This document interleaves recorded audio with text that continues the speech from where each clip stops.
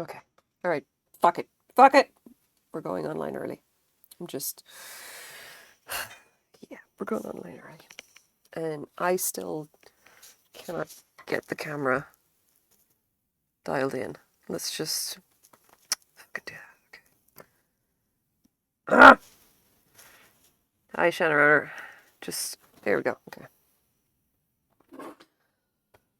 All right. Ladies and gentlemen, boys and girls, it is not 9 o'clock in Vancouver, BC, but it's close enough that personally I'm just not going to make a thing about it.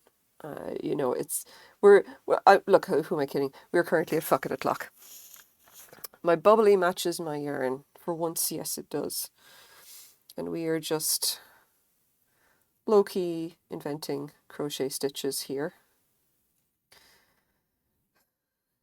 I've had an eventful week. I've also had a somewhat shitty day.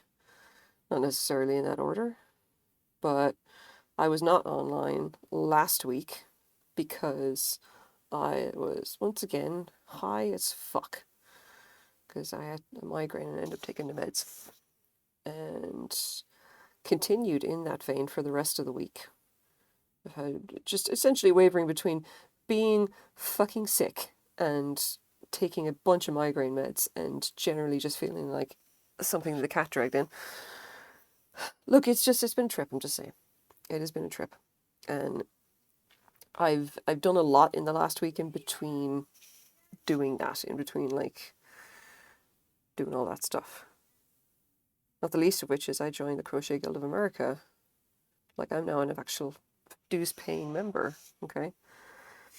And if that sounds fucking wild, yeah, it is kind of, because when you think about it, there's actually no professional like organization for crochet apart from those guys and maybe the Craft Yarn Council, and between the two I think I'd rather go with the guys that actually have crochet in their name, and I fucked up my tension. Okay, I'll switch this around. So in case you're wondering, this is ye olde left-handed crochet, done somewhat badly because I've been practicing my pen grip on this side and not doing so great a job with it. I could sometimes go quicker, but this is sock weight yarn. And if you're wondering why the stream title says inventing stitches for funsies, is because this is basically what I'm doing. Because I found out that the concept of using both left and right-handed crochet in a single piece is apparently novel, which kind of doesn't surprise me because, to be honest, very few people do both hands. But whatever, I am one of those few who can do what we've decided to call ambi-crochet, and apparently people are into it, or at least the people who can do it are into it. And so I'm like, well, okay, then I guess I'm just going to start making some more shit.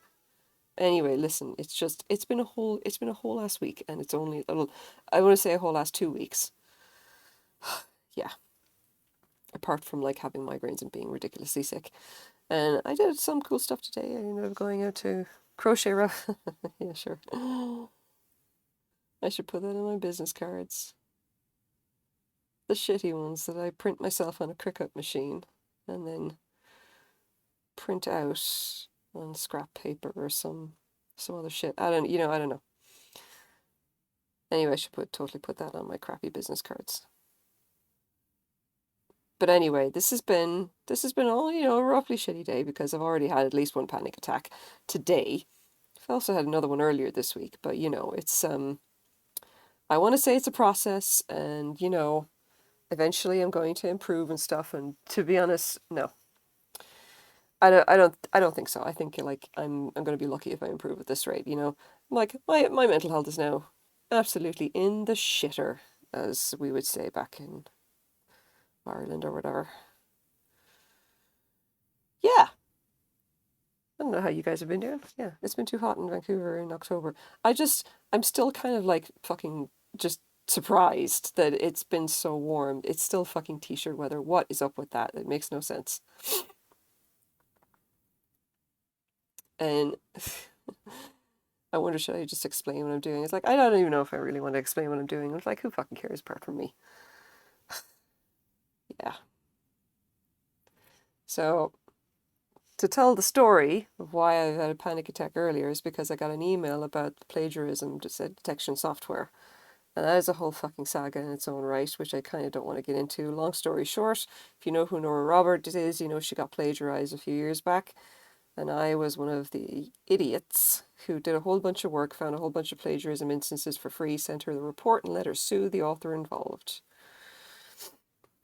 I don't think she needed my work, in fairness, but like it was a whole ass thing, and I burnt myself out on doing that, and it was a fucking thankless job. And to be honest, I kind of didn't expect to get thanked.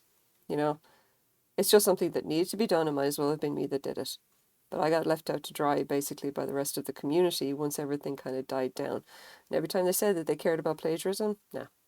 Turns out that they kind of don't unless it's a really high profile case, because there is not really a whole lot that authors can do. Fun fact, because plagiarism essentially falls under copyright, unless someone is ripping you off wholesale. I mean, even if they are ripping you off wholesale, there's not really a whole lot you can do when it comes to actual books, you know? What happens is that, like, you get these small-time guys who sell on, like, Kindle Unlimited or some shit, and you can send a DMCA takedown notice to Amazon and they'll nuke their accounts, at which point they'll pop up under an entirely new pen name, probably ripping off some other author, you know?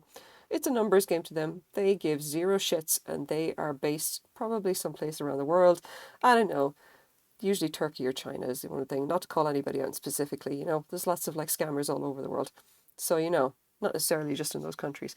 Anyway, essentially the work that I did to actually detect plagiarism was entirely meaningless.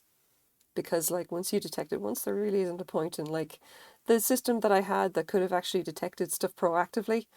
There was never enough support for it, and I never got enough kind of, like, there was never enough, how would you say it, enough kind of community support for it such that I could build the kind of system that would work. So, by and large, if you were going to do anything at all for, like, develop any kind of an application for the writing community or for authors in general, I beg you to reassess your life choices and do something else easier, like trying to skydive without a parachute. I kind of feel that that would be less emotionally painful and less, like, maybe more profitable overall, especially if you can do that shit like, oh, come on, give me the fucking edge stitch, come on, you. Yeah. Especially if you can do that shit like as a trick or something. Yeah. Look, I gotta talk about something that's less fucking depressing, okay? Other than, oh hey, the writing community just tends to be a complete shit show in general. I think most of us kind of knew that already. Lots of professional organizations are fucking shitty. Oh yeah, I'm swearing a lot tonight. I can see Frank disapproving. Oh yeah, okay, so vintage items. I do actually have vintage items. I've just left them fucking everywhere underneath my desk. Alright, Shannon Ranner, dealer's choice. You want to see some Art Deco? Yeah, do you want to see some like some Czech Art Deco glass, or do you want to see some mid-century Scandinavian glass? I'll give you the choice. I've got two of them underneath my desk. I think those are the two interesting ones. I have some more stuff, but like, yeah, Scandinavian or Czech, mid-century, please. Okay, all right. Grab this. Here's something interesting for you. Whew. What we have here is this is a vase, all right, and I hope it'll actually look. You can see the bubbles in it, all right. How fucking cool is that? So, all right, this is mid-century. This is about 19. Let me think. 1960s, 1970s, and this is Swedish, all right? It does actually have a signature in the bottom, which I think is not going to show up on camera. No, it's not. You can kind of barely see it there, right? So what this is a mid-century piece. It's by Orifors, which is a very famous Swedish glass house, okay? This is what's called a bubble vase. Or I'm sure it has a name in Swedish. I don't know what it is. It does actually have a serial number on it. It's like etched into the base of it, which says like essentially what the model number is. And I haven't been able to find a reference for the model number, unfortunately. But the date stamp, as far as I know, puts it roughly in the 1960s or 1970s. Anyway, the most important thing about this is that it's signed with a P. And the P stands for Palmquist, if I'm pronouncing that right. Sven Palmquist. And he was one of, I would say, one of the preeminent mid-century modern artists for Aurifors. Okay, he was only working, I think, up until the 1980s because he died in 84, if I remember right, like sometime in the mid 80s, basically. So this is one of his like his pieces that when he was actually doing the height of it, essentially the height of his work or whatever in the 60s for Aurifors specifically. You know, he was born in the early 20th century, like in like 19 or something or other. So like he was like when he was working for Aurifors, it was all mid-century stuff. But he was one of the guys who were just essentially one of the bigger artists, or whatever, who were working for a very high end house.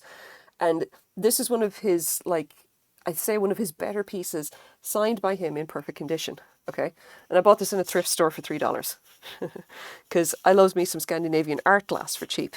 All right, like it's especially heavy. You can tell it's hand blown because the base is polished and beautifully polished smooth. It has a little bit of wear in it, but not a whole lot. It's not like it's about as much as you would expect for this kind of a piece, you know.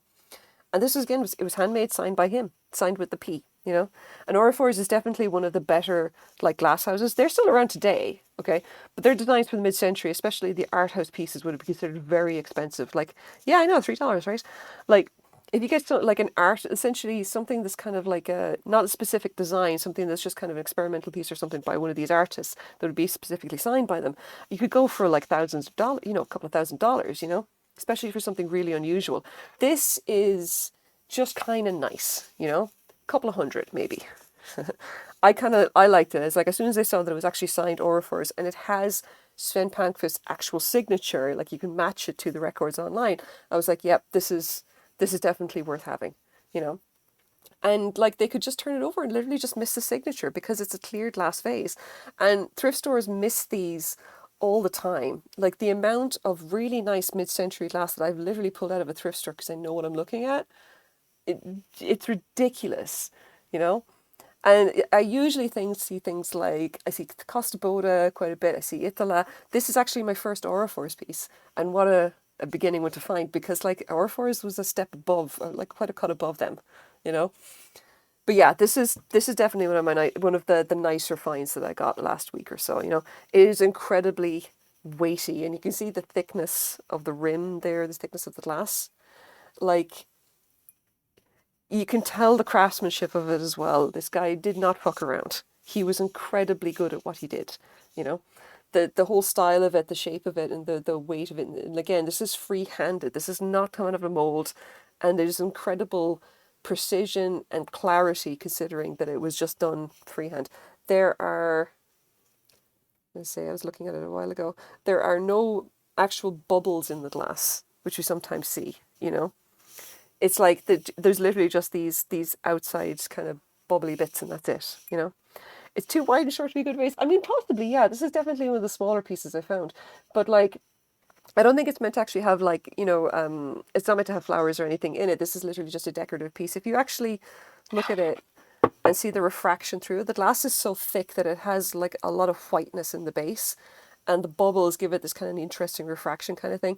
And it's very much a kind of like mid-century modern, like Scandinavian glass. They seem to have got a lot for this kind of clear textures, especially things like icicle vases and all this kind of stuff. Itola are like big into that kind of thing. But their stuff I think tends to be more molded, where this is definitely freehand, you know. Like it really is like a really nice piece. And I'm pretty sure once I get around to listing it, it's going to go quick, you know. Or do I actually have it up? I can't remember. Yep, can't remember. Fuck it. I did do fairly well, I think, this week on actual thrifting stuff, despite the fact that, like, gas being the price it is means I can't really get out much. It'd be really interesting to put, like, a single flower down inside it to see it almost kaleidoscopic effect from the bubbles. Yes, this is true. Like, it seems that, like the mid-century Scandinavian art glass, like, they were doing such interesting stuff in the mid-century, like, and I think a lot of mid-century modern comes straight out of like, the Scandinavian countries. Like it just got like inspired or whatever by them, especially the glass stuff. Like Viking definitely started going that way. It's like as soon as you got into like just the start of the modern movement or whatever, I think that really kind of just started to take off. And then you have like Viking obviously changed their name over and started going with a distinctly mid-century modern kind of Scandinavian flair around like the 1940s. They got into minimalism, I think, in a big way that time. Or at least more minimalist than like the elaborate kind of decoration of the Victorian era. It's like you can see this great transition from like Victorian like decoration and really kind of, why do you keep fucking slipping? Motherfucker, come here. Oh, come on. All right, you stay. Yeah, so anyway, like you can see this kind of transition from the elaborate decoration of the Victorian era, which is like very kind of very ornate and lots of like, lots of kind of like additive, things like lots of cut crystal, and lots of kind of like applique and like porcelain tends to be all this incredibly elaborate kind of printed designs and it's just very busy.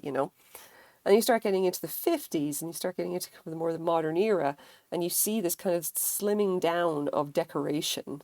It's like they decided like just because I think it was partially depression is like this idea of like a lot of this like elaborate decoration was now too expensive and they started to kind of scale it back and then found a new kind of style on the way kind of thing. And you finally got to the 40s and 50s and you start to see the modern, like the start of the modern era, the kind of atomic age kind of like what we think as being like 1950s retro modern kind of thing. Yeah, post-war impact as well. And then you get into the 50s and 60s and you get this kind of boomer kind of like essentially it's like we're starting to get into like like the merging of art and modern technology and different materials and all this other kind of stuff. And then you suddenly get this like explosion of color and glass and everything and mid-century modern really kind of takes off. Like it's I don't know. That's a whole last discussion on its own right, kind of getting into like how these different art movements have kind of change things. But like it feels like this the Scandinavian aesthetic of mid-century modern kind of went into everything. It definitely went into furniture and everything like that. But like these guys who were doing this kind of art glass, like in like the 50s, the 60s or whatever, like they were like the trendsetters of mid-century modern at the time, you know? And it's really lovely to see. Every time I see it, I kind of want to pick it up. Like, it's like, and I end up like knowing the names of all of these designers. Just like the Cash Frank is one that I keep saying. He was a little bit earlier than Sven Palmqvist, I think. And like Tapio Workala is like the one that I always look for because like he was one of the first designs that I picked up, like in porcelain, and he had an incredible kind of sense of this kind of natural forms. I think it's like every time he was making glass, he made stuff that actually looked like a glacier and whatever. And I mean, I urge anybody who's like into design to just go and look at Workala's designs.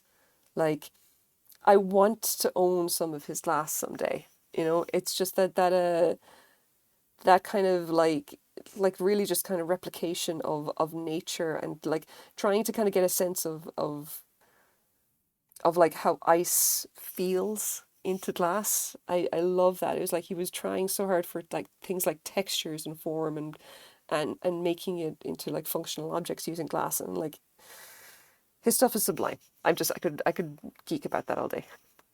The same sort of simplicity and essentialism come through in literature, theatre, music. Yeah, there you go. I wouldn't know as much about it, obviously. Glass is my thing, my first love. And like, I mean, the interesting thing is that like, if you start looking at all the other designers that came through in like the 70s and everything, and Polyglass went hard for that as well. But putting their own spin on things, like I actually picked up a piece as well, which I'm going to show you in my last pocket, like because it's fun. It's like super fun because it's so big. So here it is in thing. All right, you see the size of this thing? Yeah, here it is in person. All right, free vintage showing for you. Okay, it just about fits on camera. All right, this is an enormous vase. Like I can hold it here. It's much bigger than what I normally get. Okay, this is an Empoli, 1970s-ish Empoli vase. Okay, it is cased glass, hand blown, which means that the outer layer is this beautiful blue, and the inner layer which you can kind of not really quite see here because it's kind of covered up, is like a lighter blue, I kind of think. Yeah, you can barely see it. So like they would normally case it in white, but this one is just a very pale blue instead.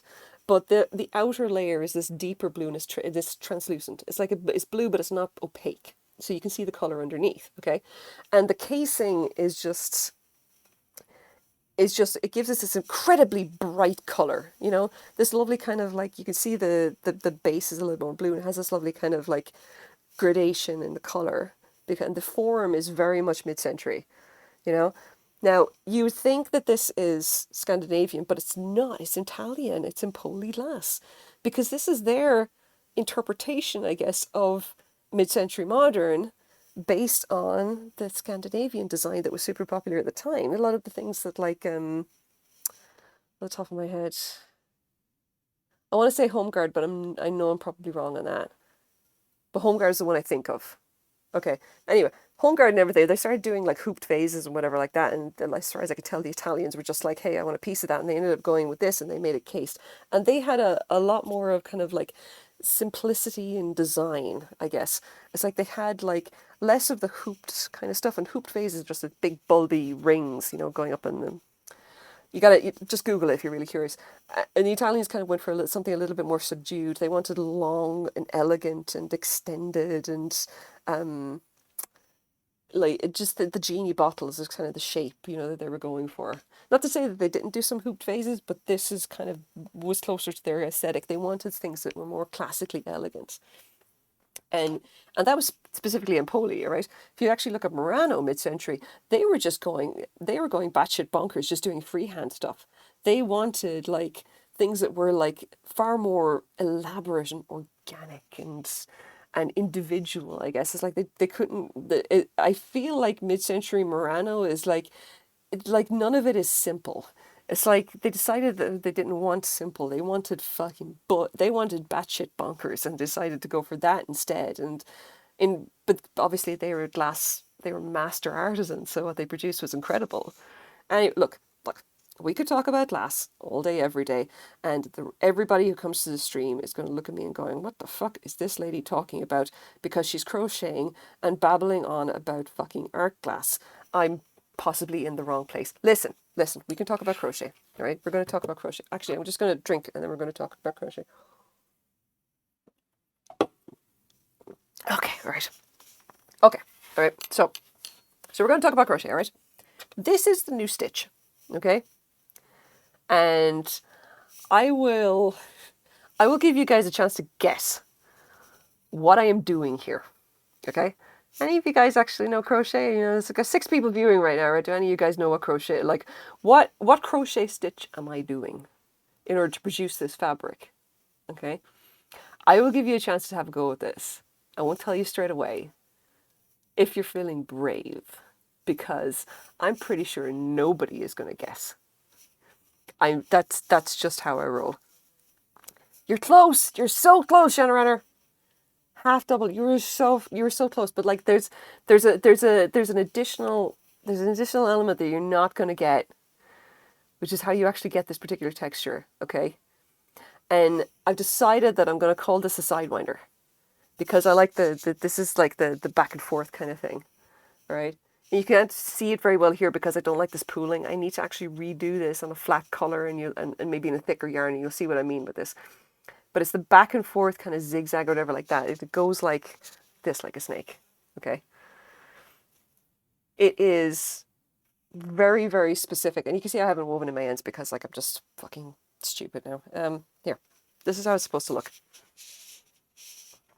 There we go. I'm working on the second one now. This is a hand warmer, all right? And I found that this is just super cool for just like testing a pattern. And this is a little bit tighter than I would normally do. But I found that it works kind of nice. You know, it's like, it's nice, it's comfy. And the nice thing about this particular stitch is that it has a lot of give in this direction. You can see when I turn my hand down that it just pulls quite nicely, you know? And there is a certain amount of ribbing to it on the inside that will give it a little bit more stretch. So it's got a nice kind of stretch in both directions, you know? Which is not to say that most crochet won't do this. Most crochet will. It's fine. Like, there's a certain amount of kind of stretchiness in it anyway. This is sock weight yarn as well. And the line here is literally just crocheted in across the top and seamed together. This is basically just a flat piece like this, folded over, seamed across here. And you can see there's a little bit of tightness here, this can definitely have an extra row or two in it in order to give us a little bit more give, but I just kind of like it like this. I think like the tightness is appropriate, you know. I allowed for about like an inch to half an inch of negative ease in order to get the stretchiness of it, because I don't want it to be too loose, all right? It's got an extra kind of line across the top here, just to kind of put it all together kind of thing. Anyway, what this is, okay, I'm doing the stitch here, and this is the right side. It's kind of not really. This is the side as it looks like this. You can see that it's got a lot of ribbing in it, okay? And that's the reverse where you get the sidewinder look. Now what this is, all right, this new stitch that I've basically just invented, this is half double in back loop, but you're going through both back loops on the underneath. Like there is, if you actually look at the structure of a half double crochet on the back of it, okay, you can see that if I can just show this, you can see that there's essentially two loops. There's an upper and a lower loop, all right? And it's super not fucking obvious. Like you can see the top here has the V, but if you turn it over, there's another V on the other side because there's a loop underneath, okay? So what we do is that we do a half double and go through both of the back loops, as in you gotta like, yeah, you just gotta trust me that there is a loop there, okay? So it's a half double in the back two loops that essentially covers up the V of the back on this side, okay, and produces like that slanted stitch. Now the thing is like, well, where do you get the sidewinder effect from? Now, and that is the interesting part. I'm just going to finish this. And bear in mind, I don't know if I'm a genius for figuring this out or if I'm just an idiot. I don't know. Look, I just kind of do what kind of pleases me greatly. And with the assumption that like, I'm not really crocheting for anyone but myself when I'm just testing this idiocy. Like, it doesn't have to be perfect, you know, it can just be like, it can be whatever the hell it is. I've got to keep telling myself, look, you know, the yarn's not going to judge you for being a complete twat. You just gotta go with the flow. Anyway, so I'm gonna finish this row and then I'm gonna show you how this actually works in the reverse, because it's not obvious from looking at it here. There's the last stitch. There's the last stitch. Last stitch in that row. Okay. Now here's what we do. All right. You finish that row. You swap hands. And now you start going, now you go back with the other hand, okay, chain 2. And now you start doing half double crochets with the other hand through both back loops. If I can fucking do this without cocking it up. You do know that sometimes people clip these. Look, yes. Yes, I'm aware. Also, shut up. But yes, I'm aware. Look. It's fine. It's fine. Yeah. Ah! You made me mess up my stitches. I'm just letting you know. Look. So look, this is how you do this, all right? You do half double crochets with the other hand through both back loops, working back along the row. And what this gives you essentially is a right side and a wrong side. When normally in crochet there is no such thing as a right side as a wrong side, because it's not like in knitting. In this case you can essentially do it like it is in knitting. You can give it a right side and a wrong side, and this means that you can give it textures which are hitherto unknown in the realm of crochet, apparently. And that is what is novel about it, is the fact that apparently nobody does this stuff, because nobody but Muggins here it does this kind of thing. Like, people generally don't do crochet with both hands, but if you can do it with both hands, you can do silly shit like this, and you can do like interesting textures and stuff. And I would encourage everybody to at least have a go at doing crochet with the other hand. But if you can't, you can still execute stuff like this by learning how to crochet backwards with the hand you normally use, because that produces the same effect, believe it or not. Now, let's demonstrate that, all right? So I'm currently using my left hand. The yarn is, oh, for fuck's sake. The yarn is not going to judge. The yarn's not going to judge you for being a twat. I should get that on a t-shirt. All right, listen. So this is my left hand, okay? This is my left hand, right? Now, let's just say that I don't have the dexterity or the willpower to do crochet with my left, all right? You know what you do? Switch it over, use your right and crochet backwards. And is this tricky? Yes, but it's doable, okay? You essentially perform all the motions that you would normally do, except you do it backwards. And you have to use the hook away from you.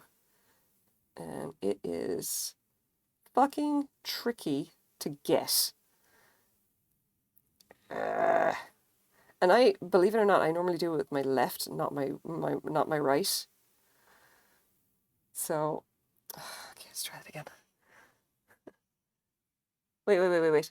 I believe, okay. Allow, why you just, I believe it's actually a complete twat. Yeah, look, okay. All right, let's try this again. In, through the back loops. Don't fucking grab it like that. Grab, go through, catch, and something like that. And there you go. There's your double crochets, your half double crochet executed very badly. Where is it? There we go. Yeah, look. It is a technique. You can learn how to do it. It's just kind of annoying. I just find it easier just to use my left. Because, like, then I don't need to worry about trying to do the motions with, like for, you know, with my right hand doing it backwards. It's like, I find backwards crochet easier to do with my left hand for no reason whatsoever. Yeah. But yeah, so like this is the technique. If this is like your jam, if you want to try something ridiculous or just something that's maybe like super difficult, then have a go with this. And like, yeah. So, okay. So fun fact, right? Okay. So I joined the Crochet Guild of America. All right. I joined the online chapter, Stitchcraft Crochet, which means I joined their Discord. And I was posting some of my stuff going like, hey, I just finished these little hand warmer things. I think they're kind of cool. And I used the last of my fancy Malabrigo yarn to do it. And when I finished the shawl, by the way. Oh, I've got a hair crocheted into that. So, oh yeah, so another thing. I finally finished that silk fucking shawl, okay? And then I showed it to my mom. And she was like, you're wearing it wrong. And I'm like, Mother, what are you talking about? And I was like, you're wearing it fucking wrong. He's like, you can't wear it like that. No one's going to see it. I'm like, it's a scarf. What are you talking about? Then she literally got on the phone with me and was giving me grief about how you need to wear it right. All right. And then she gave me specific instructions on how to wear it. And I looked at myself and thought, holy shit, I am now Jackie Onassis. And I don't know what that says about me or about my mom's taste in fashion. Usually she's really good as a fashionista kind of thing, and I rely a lot on her judgment, but I'm just like, I see where you're going with this, but I'm not sure if I'm going to get laughed out of it considering that I live in the year 2022 and not 1950. It's a thing. But I did finish it. I did finish like the whole silk shawl. I'm pretty sure I'm never going to be able to sell it because like it's way too big. It's too much silk. It's so heavy. It's lovely and I love it a lot. But yeah, I'm pretty sure nobody's going to pay the kind of money that you need for a fucking silk ribbon shawl. Okay? Like I'm just going to, hang on, I'm going to get it. Because I did actually live it over here. All right, so you see this thing? See this thing? Look at this. Look at this. All right? According to my mother, I'm wearing it wrong. I wish I could change the scene so that you could just see my camera. But look, who am I kidding here? We don't have enough tech in us to do. Okay, look, I'm going to try and demonstrate how this is supposed to work, okay? Wait, hold on. Look at that.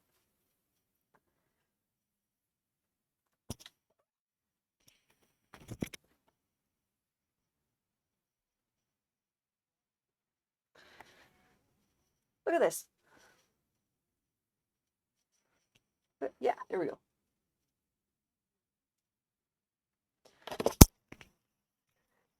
Seriously. Look at this. I am fucking Peg Sayers. Who's Peg Sayers? Google her. Google her. She was this woman. She was literally this Irish woman who lived out in the ass end of nowhere. Okay, in rural Ireland, in like the what you call it, during the famine or something like that. And she wrote a book essentially about how her life was shit and everybody had to study it for the Leaving Cert in Ireland. Cannot recommend, but apparently this was her style. And I'm like, I don't know where my mum's going with this.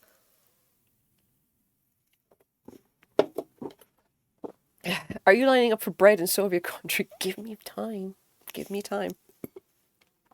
I don't know. See, the thing is that there is now enough silk and enough work put into this fucking scarf that I'm pretty sure no one's going to pay the $300 to $500, but it's actually worth considering how much time I actually spent in it.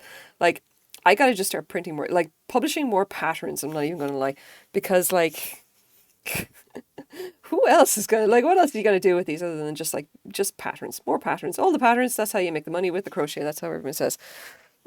Oh, excuse me. Yeah, it must be warm. Actually, it's because it's silk. It's actually cool. Like, yes, it's warm up to a point, but it's very heavy and almost cold. It's like cotton, okay? I get the feeling it would be a great summer scarf, if nothing else. Like, there is a lot of weight to it, which is why it drapes so well. It's like I don't have a fear of it falling off my head or whatever. It'll just sit like this on my hair with no issues. It's like it's not going to fall off. There's so much weight in it, you know? It is really like its own little fucking hood. I don't think it's long enough at the back, but I don't have long hair anyway, so it kind of doesn't make a difference. Like, you see what I mean about the whole Jackie and Ass shit, though? Like, give me sunglasses, and I totally look that. Or what's her name? Audrey Hepburn. Audrey Hepburn with the big ass glasses and Breakfast at Tiffany's or whatever. You know, that was her kind of style. And I'm not mad about it. I'm not mad about it. It's like, okay, I guess this is what it is. If I want to really start to look like a middle-aged, like, businesswoman, I might as well have the clothes to match, okay? Or something. Not sure if I'm digging it, but whatever. Anyway, this is not the only thing that I've been working on. This is like just the thing that I've been kind of designing that I figure is going to be kind of fun. And I actually have like another pattern for these that I made and put up on Instagram that people were super happy about. And I'm going to call them, because they're worked with left and right-handed crochet, okay? I'm going to call them, I shit you not, the bracers of ambidexterity. Because you need to know left and right-handed crochet in order to create them. Okay. And it's just going to be a fucking... It's essentially the kind of thing that's going to make me giggle, which is what is the important thing. Hey, KK, how's it going? Oh, yeah, so I did actually do that. Hang on. Here are the bracers. This is like the other ones that I made in a similar pattern, and these are way too big because I forgot what I was doing. And I just forgot the number of rows I should have done. And as a result, these are enormous. They should not go as far as, like... there. They should only go as far as like here. And you can see here the amount of looseness in them. And even there, like, this is just for somebody's hands. They're just way, way, way too big. Way too big for me. See? And I don't know if they're actually, they're just about even-ish. There we go. They're just fucking enormous. It's like, these are so big and bulky. I'm sure someone's going to really like them. I personally think they're far too fucking big. Yay! Why is she on Soleil that I remember in the future? There you go. Okay. I can't work with these on, so I'm just going to take them off. And we're going to leave them over here. It's fine. Those are different, though. Those are worked using... They're left and right-handed crochet, but they are... alternating rows of half double and then triples in the back loop, but only the top back loop, not the bottom. That seems to have worked out kind of nice. But that's like the right side out or whatever. It just gives it a nice kind of a texture. And the Malabrigo yarn that I used for the first time just looks really badass. Which is kind of cool. And I really wish I'd done like this pattern like with that. I think it would have looked even cooler. But, I think possibly a flat color is going to be the thing to do with this. That, and I just don't have any more of that Malabrigo worsted, so yeah. Tonight I went to the bat bridge. I saw hundreds of bats instead of thousands, but it was still cool. Oh, okay. I mean, hundreds of bats instead of thousands of bats. All right. Okay, so now that I'm actually a dues-paying member of the CGO of the Crochet Guild of America, right, it's kind of like, well, what am I going to be doing with that? And the answer to that is I'm going to probably start working on the CGOA Masters program. And this is like, essentially you get a little badge says, hey, the Crochet Guild of America says that you're a master of crochet. And I thought, okay, that sounds pretty good, I guess, for $150, or 160, blah, blah, blah. Like, that's essentially what it costs to get the stuff to start the certification. And then you have to make like 11 billion swatches. And they're amazingly focused on gauge, which is fair. It's just fair. They ask you to do something like, I don't know, 40 or 50 different swatches, and you have to answer all these questions. And it was really nice. Like, I got in a video chat on Friday with the chapter president. Master of crochet, I know, right? I'm just like, can I call myself that? Cool. I like to think that I'm pretty good at it, but master crocheter, I was just like, hey, yeah, why not? Like, so so I was talking to the head of the chapter or whatever of the chapter that I joined, the online chapter, because there isn't a local chapter here in BC, believe it or not, and she was talking about like the master program, because she's doing it with another member of the chapter right now, and she was talking about like all the stuff that you have to do. I'm like, fucking hell, that is extensive. And there's no time limit on it. Like, you just literally do all of the work, send it into them, and your portfolio is judged, and then they'll say either yes or no kind of thing. But yeah, it's like you're expected to be pretty fucking good at this before you even start at all. And I don't know if I am, because I'm pretty good at a lot of stuff, but I'm good at it instinctively because I've never actually studied it on a academic level, I guess. And yeah, it's just, but I don't know. The thing is that that would be like a kind of challenge that I actually want. And one thing that I found is that, like, it is kind of an issue, no offense to anybody around that I would normally follow, but like, I generally see a lot of like what I would say is not even intermediate crochet on different channels. Whereas what I really want to see is like advanced crochet. I want to see stuff that's literally just meant to be reasonably hard, because I don't feel I can improve unless I'm challenged by what I'm doing. It's part of the reason that I don't do a whole lot of stuff like to do with, I don't know, things like mandalas or whatever, or following other people's patterns. And like, that's all well and good, but I think I can follow a pattern. I think patterns are easy enough. And this is not me tooting my own horn here. I love that, like, I want to be at the level where I could make patterns like that, but I don't feel that I could do that unless I get seriously stuck into like designing my own stuff and really forcing myself to do things that I consider hard or that I find really hard. And like, following someone else's pattern right now, I don't think is one of them. Like, doing something like this, like just doing something that, like, trying to work out a completely new stitch, like, yeah, that's hard.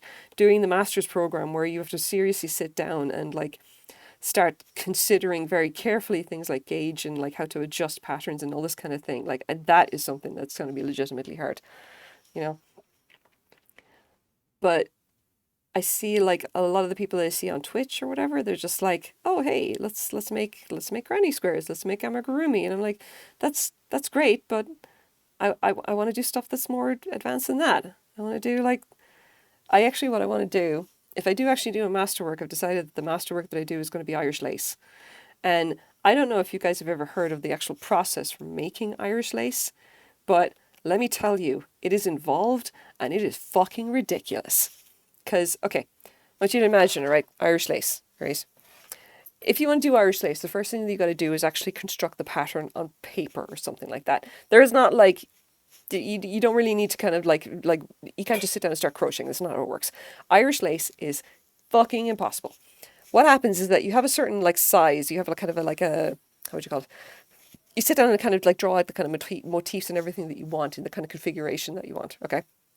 Then you sit down and you make those motifs, and there can be a There could be like a dozen of them in various, for ranging from like the teeny tiny little flowers up to huge long kind of paisley style swirls and everything like that. And you have to do all of them in fucking crochet thread. Teeny tiny little threads. And then you once you have all of your motifs done, and that could take you hours of work. Then you actually have your pattern, and you have to baste it onto your pattern. And this essentially is like it's like a backing kind of thing, okay? You temporarily pin it or sew it down to the backing. Cotton or something like that. Doesn't really matter really because it's not going to stay there. You baste it down to that, okay, in the configuration of the pattern that you want. And then you start crocheting between them. And you construct the actual lines of the lace, the netting that goes in between these elements, all right? That's essentially made after the fact, once you lay out all of your elements the way they need to be. Okay? And once you have actually crocheted them all together using chains or whatever else that you want, at that point then you cut all the motifs you've constructed off of the base, off of the backing, you essentially take out those temporary stitches, and now you have a piece of Irish lace, okay? And this is going to take you fucking days, considering the size. Just tiny fucking pieces of lace. Just super huge pieces of lace. It would take you just an eternity to make these things. Like, no wonder they started making tabor lace after that, because Christ, that sounds like so much work. But I mean, the point being, if you're going to do Irish lace, all right, really fucking hard because you got to design it yourself, and B, takes an eternity because it's incredibly hard to do anyway, and 3, you got to actually figure out the tension and everything like that. Once it's actually basted down, all right, and you have everything like put together, you then need to actually make the connections and actually maintain your tension, all right, through all these elements where they're literally just tacked onto a fucking backing.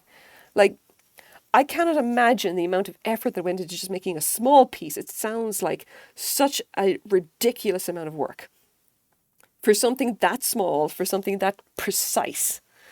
Because like, there was one thing I've learned with crocheting with very small like threads or everything like that. You have absolutely no room for error. You have to essentially, if you have a particular gauge that you need to hit in order to make something lie flat or whatever like that, you have to essentially nail that every time. There is literally no room for error at all. Every stitch makes a difference because it's so tiny.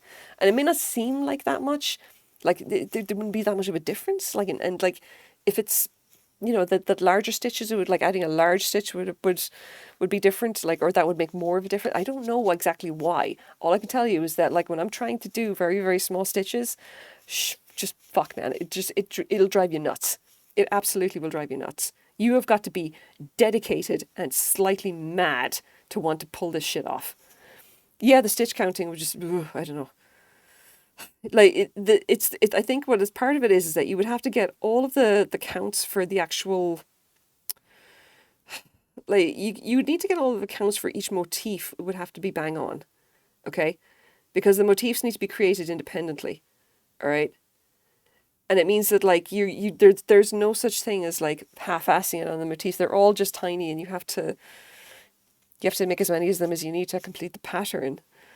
And it could be an astronomical number, especially for something that's small. Even a small motif like that big or something like that, like, that is going to just take you an absolute age because the thread is so thin.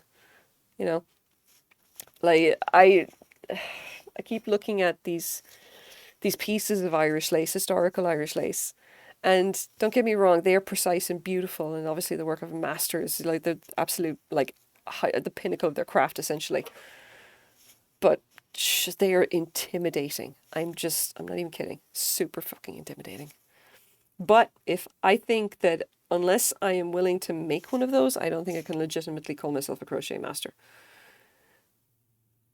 Because I feel like that would be something that's just like, that would be a challenge. That would be like probably the pinnacle of a challenge. If you designed a new piece of Irish lace and then, sat down and created it, like, to to the thinness of the cotton, the specifications of what would have been considered acceptable at the time, and yeah, it's like, and it's, I don't know, like, it's part of that. It's an important part of history. It's a part of crochet history, because the earliest pieces of crochet that we have are from the 19th century. We have nothing earlier than that. And Irish lace was one of like the ways that crochet was spread to like America and around Europe and everything. Like apparently the way that it worked was that like there was a lady in, God, I can't remember where she was.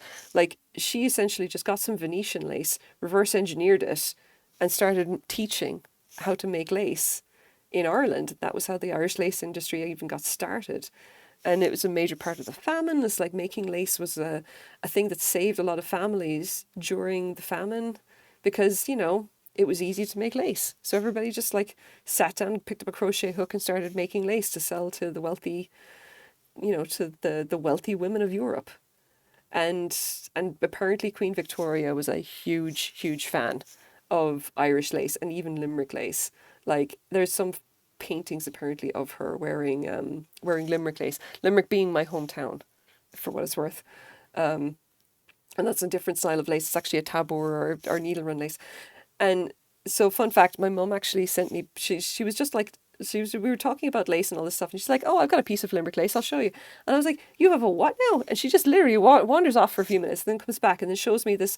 As far as I can tell, it's a needle run piece of Limerick lace, which is like essentially lace embroidered or crocheted onto a netting, onto a machine made net, and it's probably about 100 years old, and it's a wedding veil, and I didn't know she had it.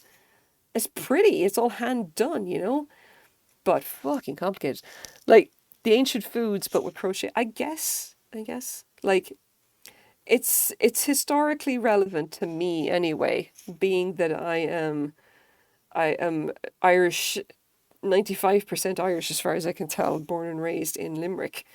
So I think it would be appropriate for me anyway to make some Irish lace as a masterwork project, considering that it is such a big part of my heritage, you know. And I feel that like I had a goal this year to actually sit down and make some lace. And I was realizing that I did actually do it by working on the trivia cover and reverse engineering someone else's design. I'm essentially doing exactly what my ancestors would have done. Will I take a crack at Limerick lace? Yes, but I don't actually think it's as difficult as doing like true Irish lace. Limerick lace is specifically a mixed lace. It's like because you're using a machine made netting and crocheting onto it, it's not quite a true lace, which would be entirely handmade. And tambouring or tambour lace is like, I mean, it's definitely a thing, you know, and I think it's very pretty as well. It's got a lot of different possibilities for what you can actually do with it, as opposed to doing like a true Irish lace. But I still will probably have a go at it, but I'll probably go with a different design. I think I would like to do Irish lace first and get a feel for that, and then work on some Limerick lace. I think Limerick lace is the kind of thing where like I would want to do that as a display piece, as something that actually goes into like an embroidery hoop that you'd hang on a wall, or for example, get a large enough hoop and then a piece of netting, and then essentially just like crochet a design into it as a piece of Limerick lace. And it doesn't necessarily need to be a traditional design. It could just be like a more interesting, like it could be an interesting design. But like I'm thinking about it still. And I think I would like to do some Irish lace myself because I think that would be, I don't know. I think that would be like the more challenging thing, and I think I may want to just challenge myself. But that said, I would like to do the Crochet Masters program first, and then work on that. Like I do need to actually try to make a living doing this stuff first, in fairness.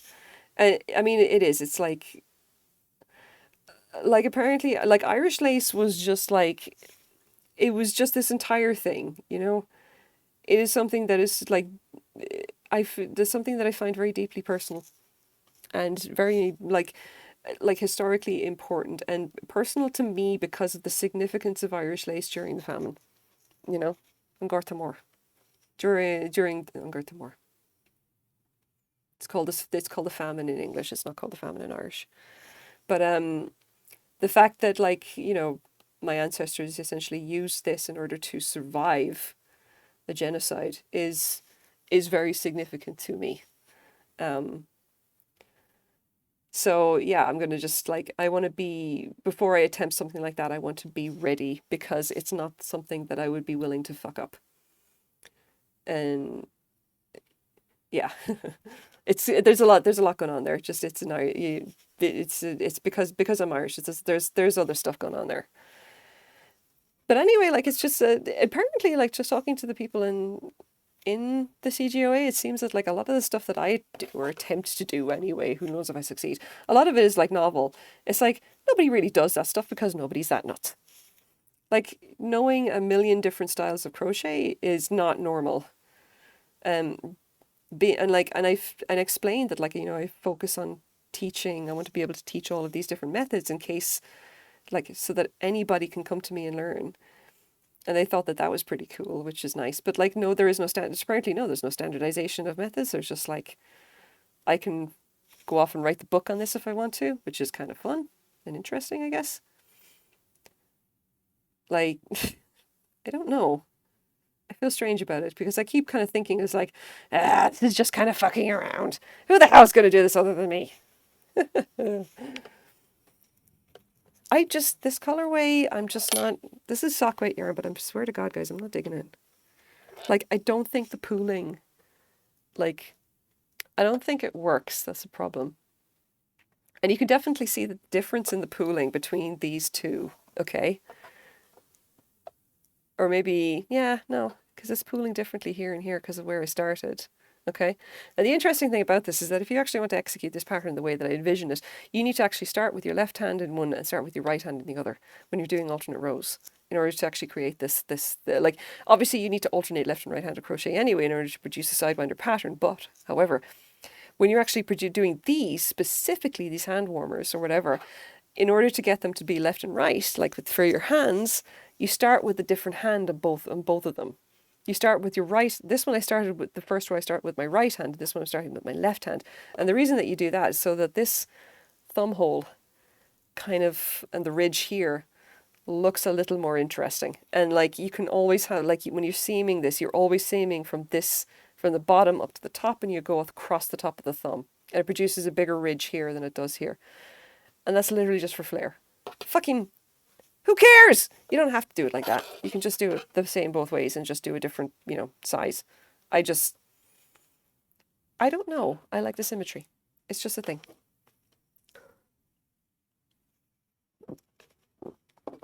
Oh, God. Fluff on my desk. Excuse me.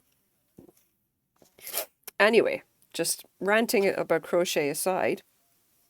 Oh, I have come across like an absolute ton of like raffia style yarn. And I may try and do something more interesting than that. Ooh, and I also got an order of t-shirt yarn. Finally! I don't know if you guys have listened to me bitch about how I cannot find decent yarn, but big shout out to this I think this lady's in Ontario, and her name is the name of the shop is Astern Vine.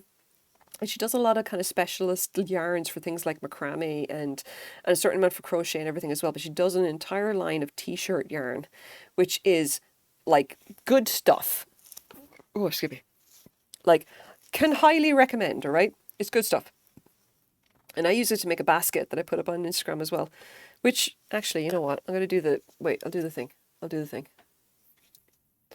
If any of you are wondering why it is that I look a bit like, I don't know. This is just... Look at this. I look ridiculous. If anyone's wondering why I look like a fucking peasant woman, it's because I've taken some possibly terrible advice from my mother. Okay. Does that work? Motherfucker! It doesn't work. Is it just... Oh, wait, no, there we go. Hey! Okay, that Instagram, just go follow that, okay? You can see all the pictures of the silly stuff that I do on a daily basis, including this weird, like, pattern stuff that I am just kind of screwing around with. And I don't know if any of you are on the TikToks, but I am attempting to do more of the TikToks because I have been watching some cool people on Yoli TikToks. There is a guy who's super fucking funny, and his name is Adventures in Arabia, I think. Anyway, all you gotta do is Google roll for sandwich and you'll know who I'm talking about. He is super funny, and he has a thing where he rolls dice in order to determine the contents of his sandwich. And It is both the most insane and brilliant idea I've ever heard in my entire life, but it's also high fucking hilarious. Highly recommend. And also, there's another friend of mine in Oakland, and her name is, I kid you not, Karen Twelves. That's not like a fake name or anything. That is literally her real name. All right. I don't get it either, but rare. But and she does a thing called Thing and Thing, where she gives you the name of a business, and you have to guess whether. And the name is always in the format thing plus thing, and you have to guess whether it is a bar or a bar slash restaurant, a salon, or I think like a clothing store or something. You have to literally just guess, like, what is it? Like, is it one of the which one of these it is? And she's always got like I don't know where she even gets these from, but anyway, it's super funny, like very very very funny. She's like one of my friends from college. I love her so I'm gonna give her a shout out and tell you to go follow her because she's super super funny, and she does a lot of kind of board game stuff. I don't know actually, Matthew and Shannon, you may follow her. If you know Sean Nittner, he's the guy who's involved in Evil Hat, and Karen's his wife, and she's also involved with Evil Hat somehow. She does. She's the one who wrote the Improv for Gamers book. Uh, if you guys have ever heard of that, I don't know. Anyway, she's super cool. You should go follow her.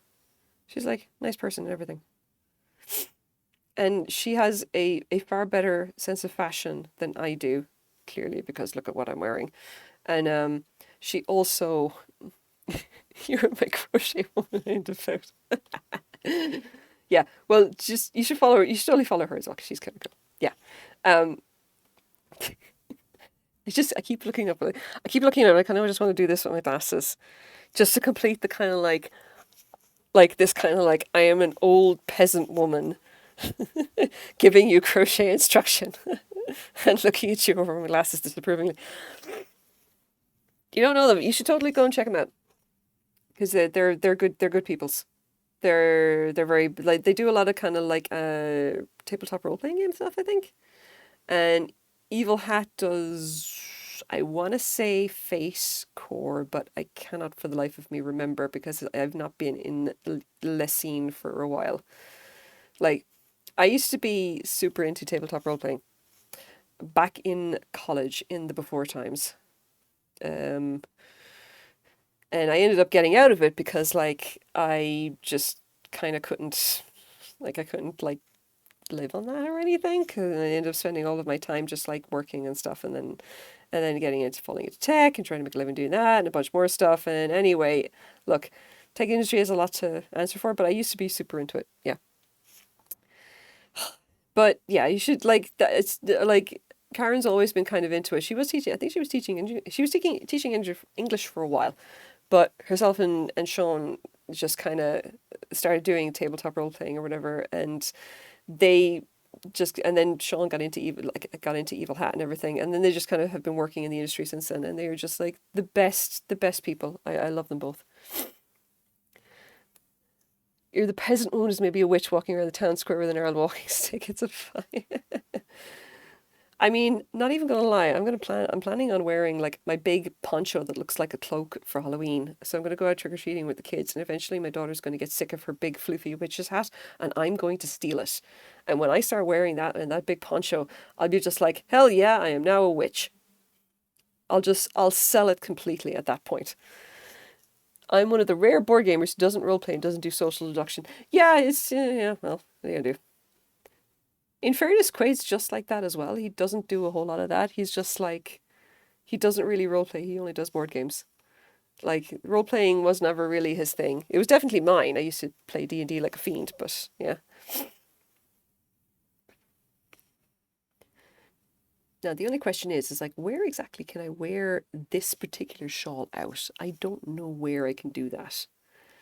Like, can I do that somewhere?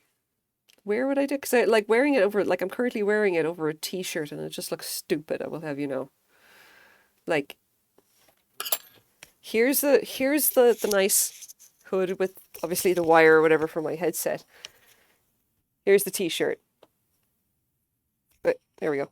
Hey, no touchy. But can you see how this combination does not really work?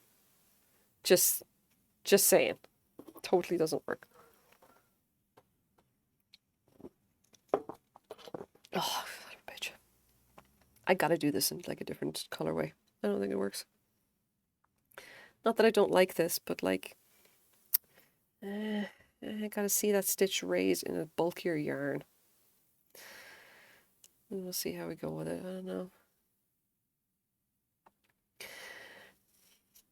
I still have so many patterns that I need to write up. Yeah, it looks like just your head is cool. Okay. A witch's hat is fine, but a shawl is questionable. Yes, it is questionable. Just hang on. Where's it? Oh god, it is heavy. Oh shit, hang on. This is wrapped up in the wire. There we go. No, like I'm serious. Like it's just.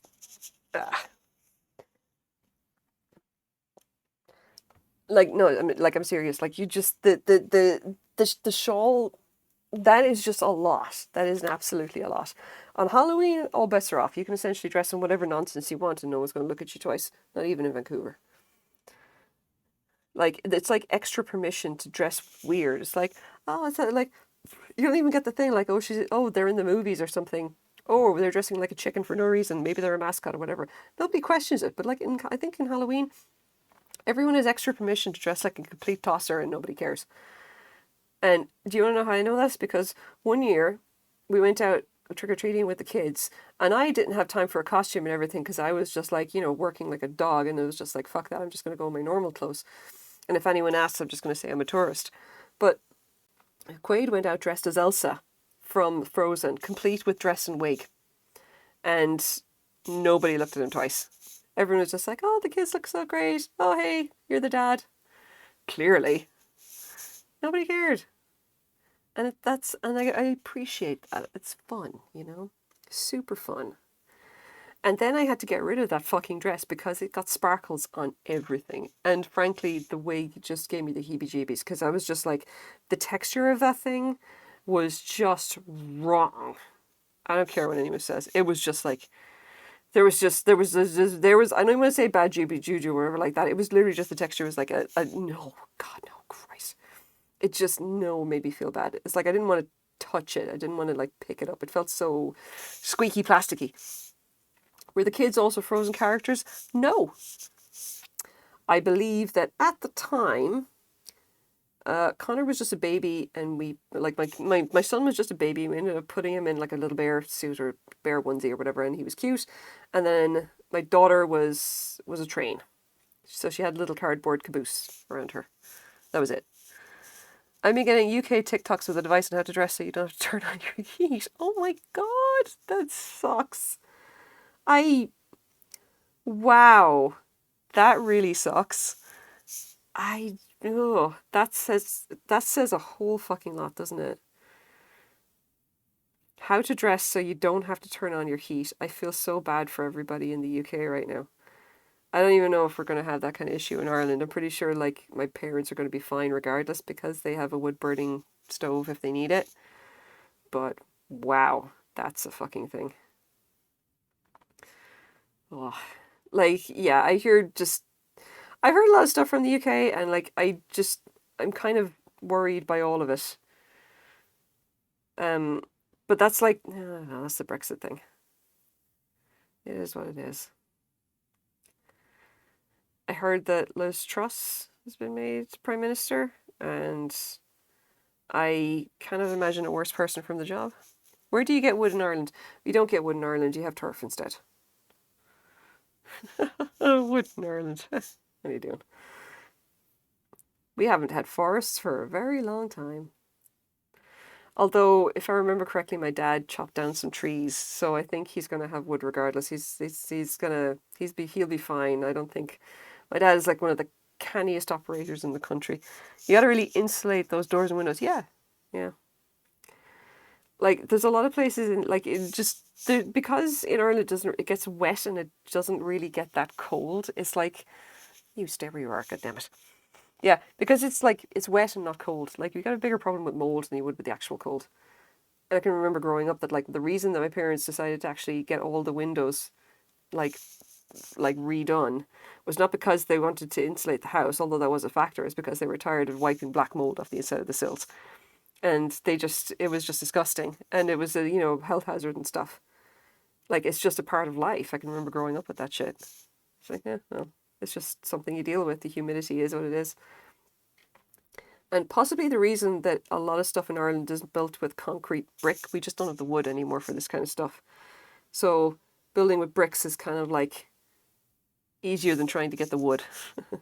You don't get timber frame houses over there. Like, I grew up in a bungalow in the middle of nowhere and that thing was made of concrete. Or bricks. I don't know. I think it was built in the 70s. I can't remember at this point. Come on. There we go. All right. So yeah, okay, we're motoring. I like see. You see, you can kind of see here on the pooling there. You can see the sidewinderiness. You like that. I kind of like that kind of twistiness right there. I think that could be like super. That could be super cool to look at if if it's in a bigger yarn and in a single color and not just like this. I think it would be really fun. All right, let's back up a sec. Now, the nice thing about this pattern, okay, if you actually do decide to do it, it is possible to do this on, like, you don't necessarily need to do any significant stitches or anything like that. If you actually want to know how to make a hand warmer using crochet, it is incredibly simple. You literally take, like, this is kind of like, it looks like a random length, all right? What you do is, here's your hand, okay? Here's your hand. And you measure from about here as like the base. It's kind of roughly there, right? The middle of the knuckle here. And you make a line of chains from here until about here. And that's about like, there's my elbow here. About there, about a third of the way, like around there, all right? You don't want it to go too far down your arm or else it'll be too wide here and it's not going to work. You go from around here, middle of the knuckle of your index finger here, the last knuckle, down to about a third of the way up your arm, right? That many chains. In whatever yarn you're using, it kind of doesn't matter. And at that point, you start working back and forth, and you're just starting to make like a piece like this. You're just essentially making like a flat square, rectangle, whatever you want to call it. And at that point, when you actually, like, the length that you do, like the actual size of it that you need, is essentially the width of your hand doubled over. So if you put your hand down, put your fingers together, okay, and you can see that this isn't quite, like, I could have, like, there's a little, I could have given another, like, 2 rows or whatever, but this is around about what you want. The length of your hand doubled, okay, and you literally just fold it over and then seam it. And in this case, the way that I judge this is that, like, here's the hole, okay, I started seaming up the edge here until I got to, the way that I judge it is like, I got to about here, okay? And you want about 1 inch. And it's like this little bit here is what you're aiming for. That middle knuckle, whatever, middle of the last knuckle, up to about there. And mine is about that much. It's about like, I don't know. It's about 1.5 inches. I don't know, let's say. Doesn't really matter. Like, at about 1.5 inches, right? That's the kind of space here, and that's how you judge it here. That is the amount that you want to seam here. And then from this little space here is like the space for your thumb, and it's this chunk here, the thing that sticks out. And people kind of just don't realize it's like from around here, which is a little bit up from the thumb. It's not this part, it's this part, this big chunky bit here, all right? Because the curve of the edge of it is going to come down and across this chunky bit around like that. Like, you got to imagine the line that goes from here and goes straight down across your thumb. And that's the line that you're aiming for when it goes around. So what I did when I actually was seaming this is that I started stitching it together, okay? And essentially I tried it on a couple of times to kind of eyeball it, to kind of see that I was getting the right number. And once I got up to about here, the very base of the joint, you can see that joint, that base of that joint, I was like, okay, that's good. And at that point I started slip stitching across the top edge. And once I got over to here, I pulled these two together and said, okay, that's about 1 inch. And then seamed those. And then I did a final round at the top to kind of pull it in to get a bit together.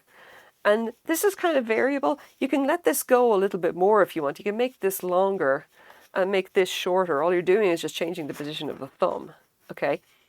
And, you know, depending on the stretchiness as well, like when I was actually checking this, like about half of your hand doubled is about right if you want to go for width, but it depends as well about how much negative ease you actually want here, because you got to remember that your wrist is three-dimensional and it's got to go obviously around, and you can test it just by, you know, putting some, I don't know, some pins or tying it together or use stitch markers or some shit. I don't know. Like you can test this as many times as you want. Like I could definitely have put in an extra couple of rows and given myself a little bit of extra ease here, but like when I actually pulled the things together, I had about an inch. But if you pull it to about like, you know, take that, pull it around your wrist and see how close you need to get in order to put it together.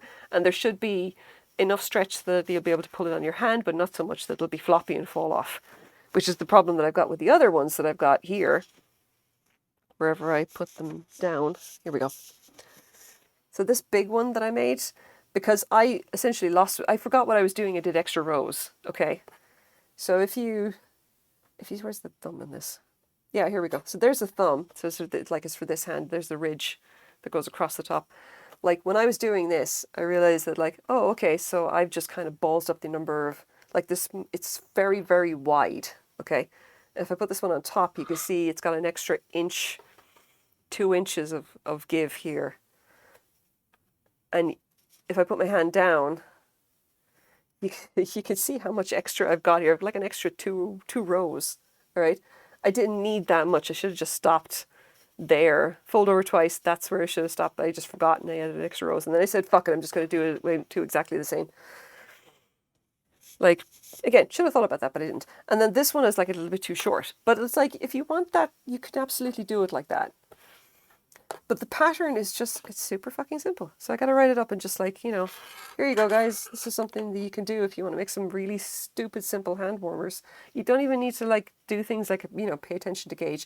You literally just have to measure like from there to here and then work it until it's like twice that width. And then seam it until it feels comfy and slots around your thumb. And then seam a little bit around and then just kind of like seam a little bit here and then do a row around the top if you feel like you need an extra little bit of kind of width that way, you know. It's like it's kind of nice. It's like super simple. Like I think hand warmers are a good way to kind of get to grips with like just doing basic stuff with crochet, because like they're working flat, okay? There's nothing complicated about them. You can put a lot of complex stitches into them to give them some interest, or you can put ribbing into them if you want to give it a little extra stretch, that kind of thing. But by and large, they're just really easy to get to kind of to work with. You don't need to do any complex shaping for things like the thumb, because you're not really crocheting the thumb at all. You're just kind of, you're doing some little hand warmers just to kind of, or for style points, I don't know. Like, I kind of figured that the cool thing to do, if you really wanted to, would be to just like do the basic part here and then a little row up here, and then just start essentially increasing, going all the way up to your elbow. If you want to make a really big, obviously like a much bigger arm warmer as opposed to just the hand. I personally make them for the hand because I think that's easy. And I just like the style of them, I guess. But like you don't have to. These would be nice for when I'm freezing at my desk. Yes, that is true. I have worked with them and I found that they are kind of nice if you're just going to like, if you need the use of your fingers and you find fingerless gloves to be too annoying, then these kind of work pretty well. And they're definitely a look that you can go for if you want to have something on your hands to kind of keep you warm, but you don't want your arms free to get a little bit of air in. Like one problem that I have, especially in Vancouver right now, because the weather is bullshit, is that what I found is that like it's too warm to wear a coat or even a fucking sweater. It's just too warm. But the wind can still get up, you know, and it can make you kind of chilly. And I end up throwing one of my scarves around my neck and I wear these. And that is the right kind of balance of like shedding heat through my arms without leaving my extremities freezing my bits off, you know. And it's just a weird combination that just seems to work really well. And if, for what it's worth, if you wear these and a big ass poncho and like leggings and boots, you get a real kind of like, I'm an extra from a Star Wars movie vibe. Especially if you have the right colors, okay? you end up looking like Ray out of whatever the name of the movie is. Whatever the name of the movie is with like the first. I just yeah. You know what I mean? The one with Ray in it. One of hers. When she's on the planet, you know, and she's like doing the nomad thing or something. I have no idea. Like that. Big ass poncho. There you go, Force Awakens.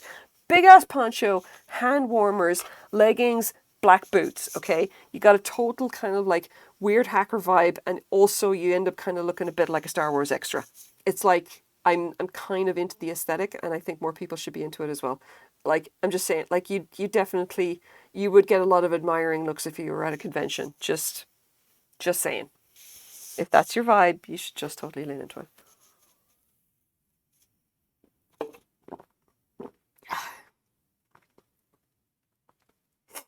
Now, fun fact, I was looking at Instagram, okay? I was looking at Instagram, and what I found was that there is a knitting retreat. If I may get up on my high horse for a second, all right, I am fucking profoundly disappointed by the absolute lack of anything resembling like catering to crochet, like of any form around Vancouver.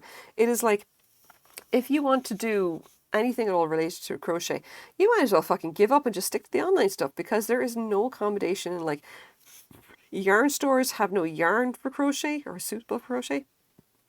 It's all fucking knitting. And if you want to just, like, say for example, you're like me and you're like, I would like to take some advanced crochet classes. What advanced crochet classes are there in my area? You have 0 options. Ugh. 0. Does not exist. Basic crochet. Hell yes. Anything more advanced than that, you might as well be asking for the moon. And like, and I was like, I have men. I feel like just being really kind of pathetic and going up to yarn stores, going like, I have money, please, I have money, please take my money and sell me yarn that is good for crochet, and sell me crochet classes and things where I can learn new stuff and connect with other crocheters. And they'll just be like, no, away with you, crochet peasant. We are the knitters. We are the knitters, and we don't like your kind around here, or something. It's a whole vibe. Just it totally is. Anyway, so there is like this super expensive like knit ring retreat being done by the guys who do Knit City, and it's like $2,000 for the weekend, and you get to take these workshops with the Andrea Mowry, who's apparently somebody super famous, and somebody else who's also super famous, who I have no idea who they are. And like you get all your meals paid for, and you go to this like lovely resort and blah blah blah. And I'm like, you know, this sounds delightful, okay? And I think I would like to do something like this, but I very much would like to do it fucking crochet. Crochet peasant woman with your headscarf and TV. Oh god, I feel like that. I so feel like that. I felt like that during Knit City. Oh my god, I was wearing a t-shirt saying, ask me about crochet, and I was getting weird looks from everybody like, what the fuck are you doing here? Like, because I was wearing my t-shirt that says, ask me about crochet, and I had a crochet scarf around my neck, and I was working on some crochet in my bag, okay? Like, it literally just like I was always walking around. If I was stopping for 2 minutes, I'd just sit down, I'd pick up my stuff and start crocheting, because that's what I do. And like, I bought yarn from the one and only, like vendor, who was just like, you're a crocheter who's looking at that.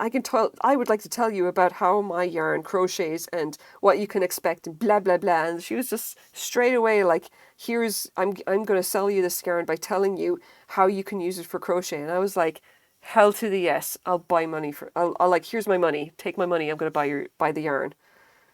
And everyone else is just like, this isn't even have fucking hooks. I'm like, I could rant about that for a while, I'm just saying. Sounds like there is a need that is not being met. This is true. This is true. This is so true. It bums me out. And do I want to start like crochet, like extensive crochet classes? Probably not, because I don't think I can charge $2,000 for crochet retreat. I don't like, I'm nobody. Does your father like sheep? I don't know if he is a fan of sheep. I grew up in the middle of rural Ireland, and he still lives in rural Ireland, and like, if we wanted to see some sheep, he would literally just have to walk down the road and look in the field. Sheep are idiots and also annoying. Just saying. This is not to say that I haven't like been like I haven't like met some intelligent sheep. It's just to my knowledge, they're all dumb as a plank.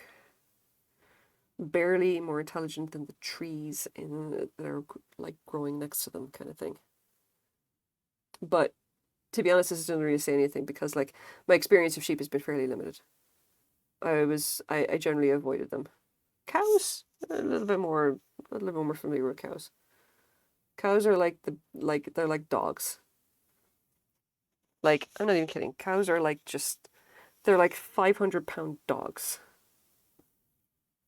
I don't know how much a cow weighs. I just want you to know that. They're big, okay? If you need wool and you know a canny man your sheep, look, just no. And not only because my dad doesn't know how to shear a sheep, I'm pretty sure he would if I asked him, but like he does not know how to shear a sheep, and I am not going to encourage his mad ideas at his age. Like, the dude had a mini stroke this year. I kind of want to make sure that he doesn't, overstress himself. You know what I mean? Like, just no. I do have a spinning wheel now, and all of that entails, and who knows really? Who knows what's going to go on with that? Cows are like 7. You know what? I fucking don't know. I don't know how much cows weigh. I just don't. All right, it's not a thing. I need to add that. I need to add the thing that stores quotes or something like that. It's just so I can say like, you know what? I don't know how much cows weigh. Thank you for enlightening me, Matthew. I do appreciate it. Seriously, 700 kilos? Fuck. I can remember like there was a cow field like right next to where I grew up. Okay, and you had to go through the cow field if you wanted to get to the orchard, and we all wanted to get to the orchard. Okay, because the orchard was where like the good apples were.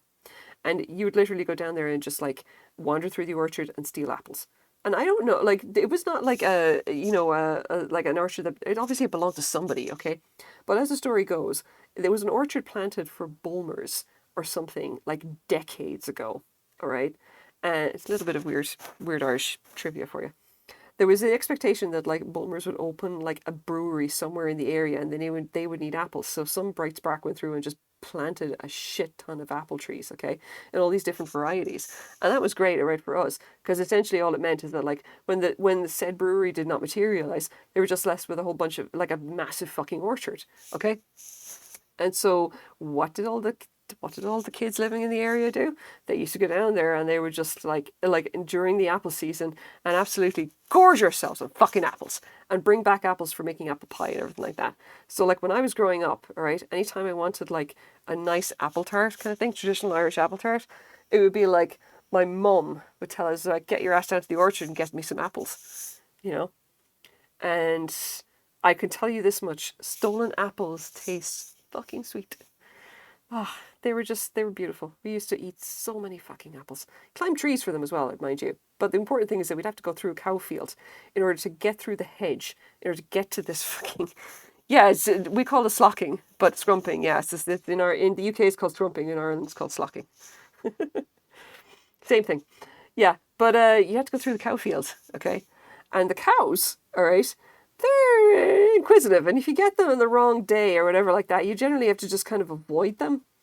But they could absolutely come over and wonder, like, just like, who the fuck are you and what you doing in our field kind of thing.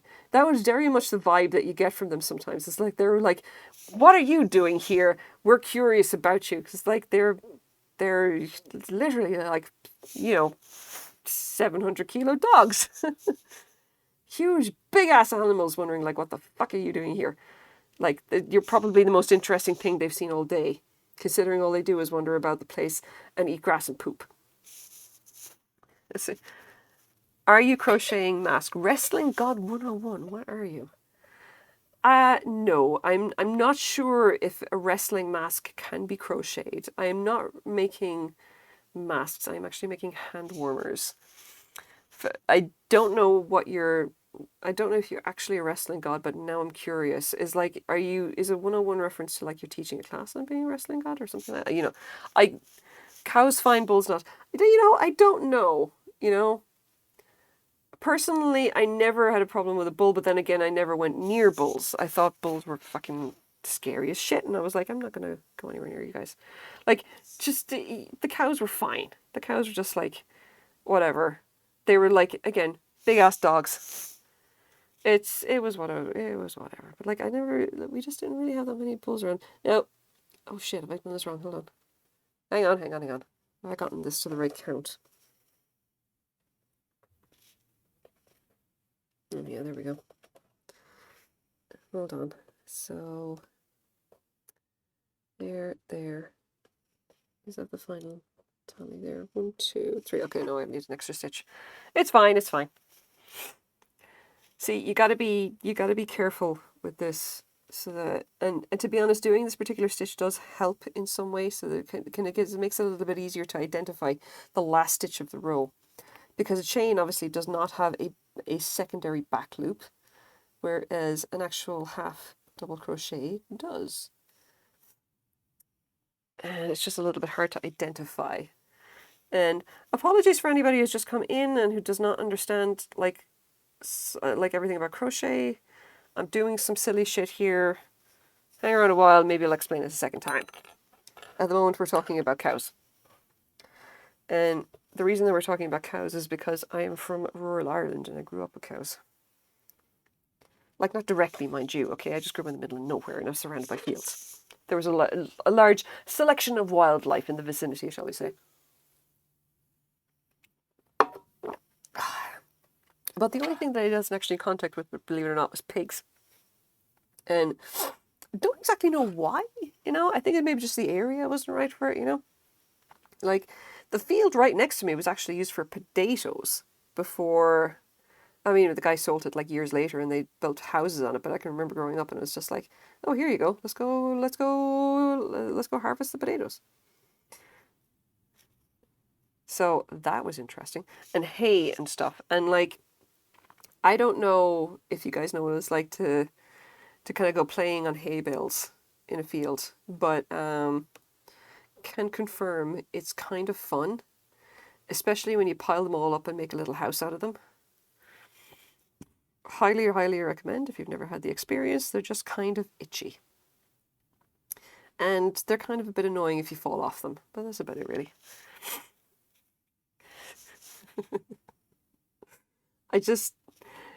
I want to say that like growing up in rural Ireland is idyllic. It's fucking not. It basically consists a lot of just like pissing about the place, trying to find something to do because you're surrounded by fields and farm animals. Like, it's boring. It's boring as fuck. You cannot drive anywhere because you just can't drive. End of discussion. And there's nothing to ride a bike to because you literally live out in the ass end of bollocks ass nowhere. Like, there's nothing. There's nothing for like 10 minutes in any direction. There's just basically fields and cows. And like, if you actually wanted to get to my house, there was no main road. It's not like I had a street or something like that. It was literally a house on a small winding road in bumfuck nowhere. Okay, you had to drive down like a single lane road. Can you imagine like meeting a tractor on that kind of a road late at night?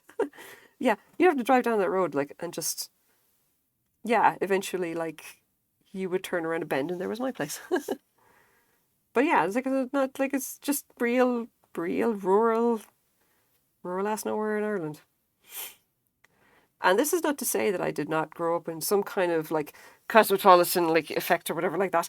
I did actually go to my secondary school, aka high school or whatever you want to call it. Did that in the middle of Limerick City, right? But that just meant that I was getting up super early in the morning because I had to ride a bus for half an hour to get home, to get into school. You know, I did that for a solid 6 years, and don't get me wrong, it was just like that was a whole thing in its own right because like it was essentially just kind of big change, I would have to say. Not a bad one, just a big change. But that was a whole experience as well. And I went to a private all girls, a Catholic all Irish school.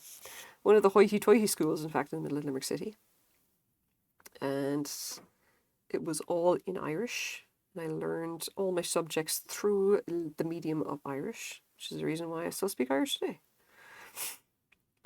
And that was also a very strange experience. And it certainly made for an interesting experience when I went to college, because I realised that all of my higher level maths had been done through Irish. And if you can think that, if you ever thought that like going to college is difficult for some people, imagine going from doing all of your maths in a different language straight into doing maths in English and trying to figure out what terms are which. And like, I don't want to say I'd recommend it.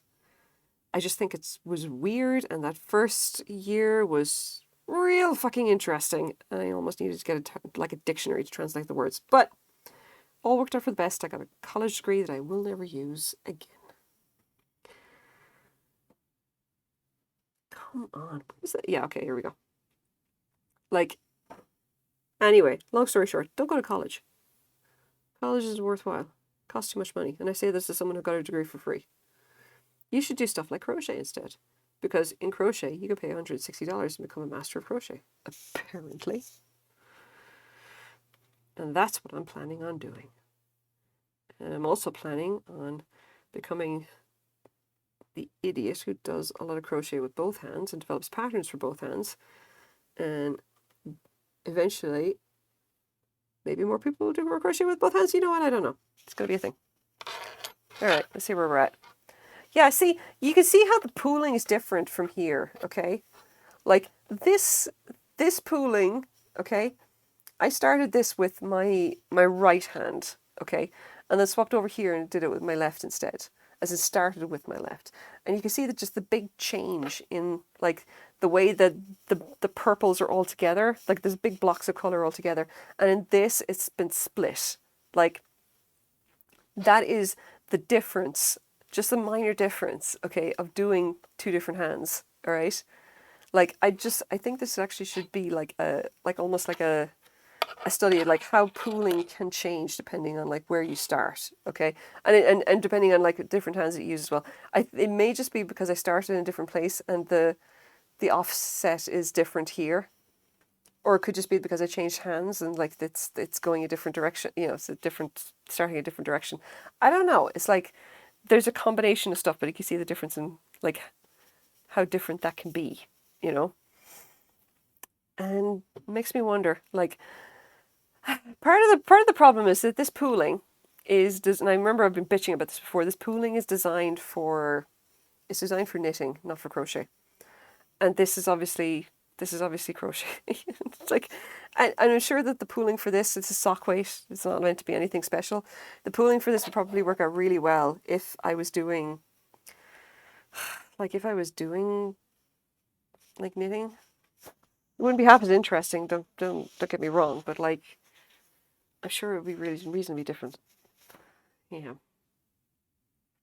Still, we're committed, and I don't care if it's going to be weird at this rate. I'm like, I started, I intend to finish, and whatever I've got left in this, I may just like, I don't know, change it to something else.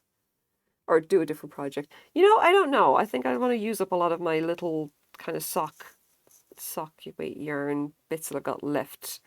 Like, I have a bunch of them. Like just skeins of random sock weight yarn. And I got to figure out something to do with them, even though these are all kind of like self-striping yarns that are really designed to be knitted and not crocheted. And I somehow need to just figure out a way to put them all together.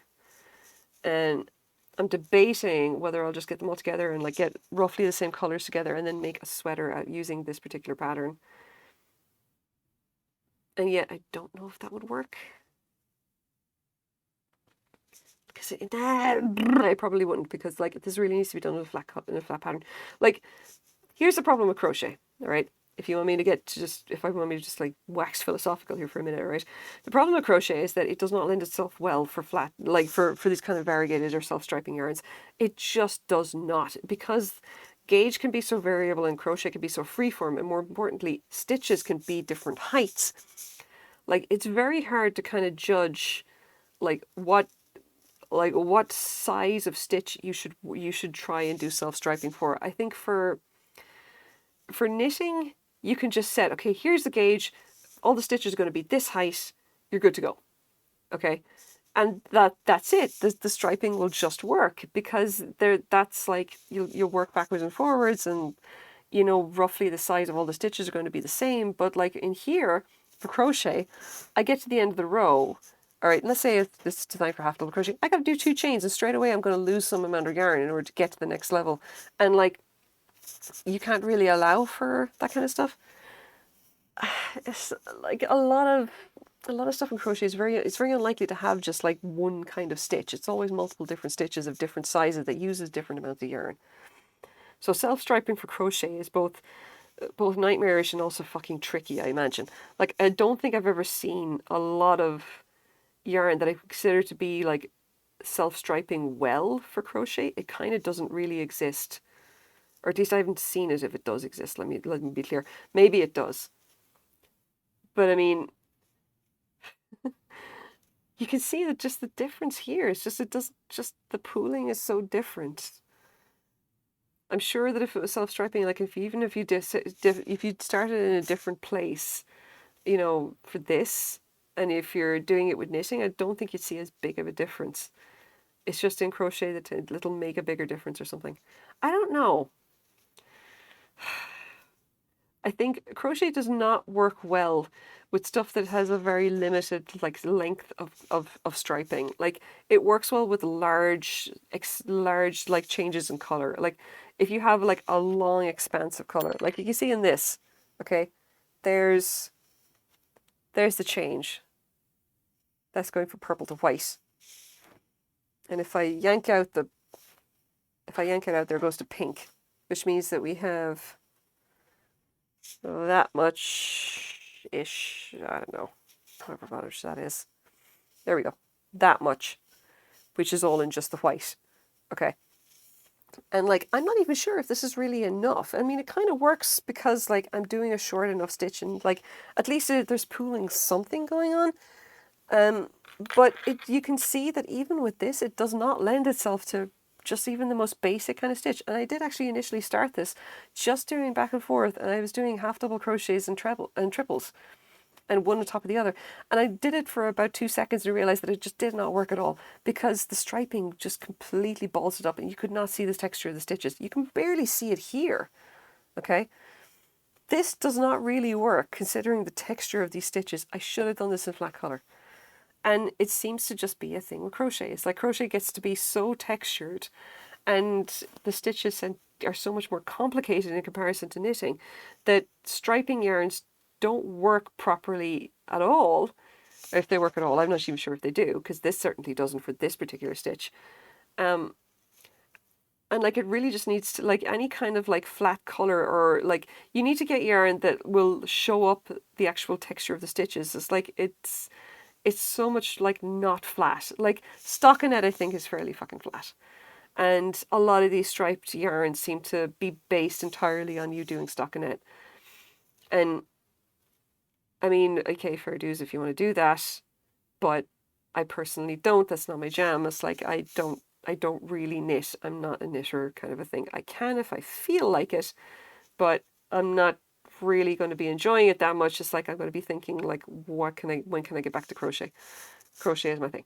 But like, and this is the problem that we've got with crochet nowadays anyway, especially in local yarn shops and stuff. It's like they're all focused entirely upon knitting and producing yarns for knitting and getting in yarns for knitting, because our audience is basically a lot of knitters, and I get the feeling, controversial statement, I get the feeling that a lot of knitters are just like, they knit stockinette and they rely on the yarn to give them interest, to give them like, you know, the self-striping yarn, the nice kind of colorways and stuff. Because that's a lot of what I saw at Knit City. And it bummed me right the hell out because I really wanted something that was interesting, something with texture, flat color, with like a lot of kind of shine to it, can show up crochet exceedingly well. And a lot of the yarns were either they're speckled or they're like striped, and they're really, you just look at them and you know they're designed to be shown up with stockinette and basically nothing else. And that's super depressing. If you're a crocheter and you want something that'll show up your really cool, like if you want something that's really nice, it'll show up your cool stitches. And sorry, bit of a rant. That's where we're at today. Yeah, it's the bubbly talking, and I'm sure Frank will give me shit for this later. Don't worry about it.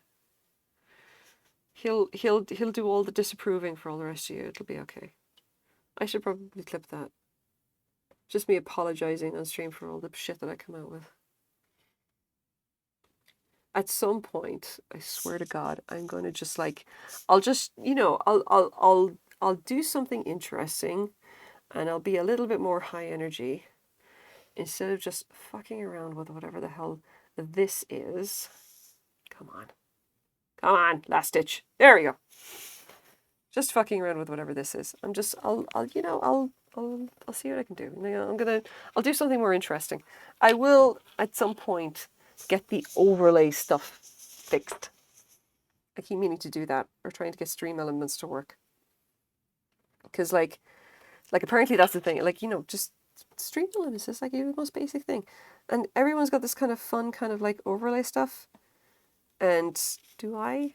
No, because I'm bad at it. Okay, you know what? Just for fun, I'm going to show you guys a different. I'm going to show you guys a different style of crochet. All right. Because this actually came up when I was talking to the Crochet Guild of America people. Oh crap! I run out of bubbly. Okay. All right. So one of the things that you need to know, right? Traditional crochet is done with the yarn on this side, right? It's like hook in the right hand, yarn on the left, and the hook does most of the work. The yarn and the piece are being held by the left hand. Okay. The digging and everything like that. And whether you're using pen grip or knife grip with your right hand, that's kind of like 90% of what you're going to see.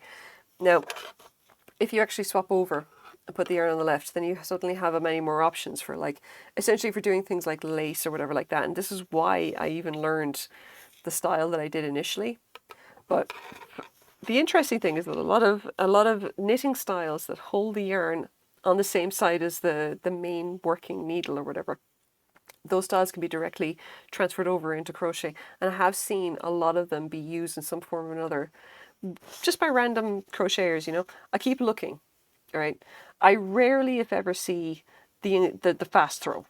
The fast throw is essentially this throw, like that throw that I would have learned, and as far as I can tell, is directly related to like what I think of as being like Irish throwing, right?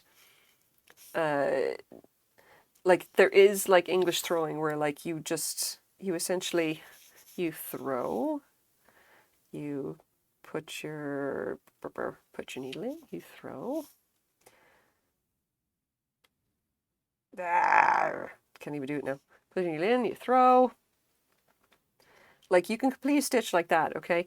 You can do the same thing with knitting, and funnily enough, like when I was actually taught to crochet, I was taught the same style.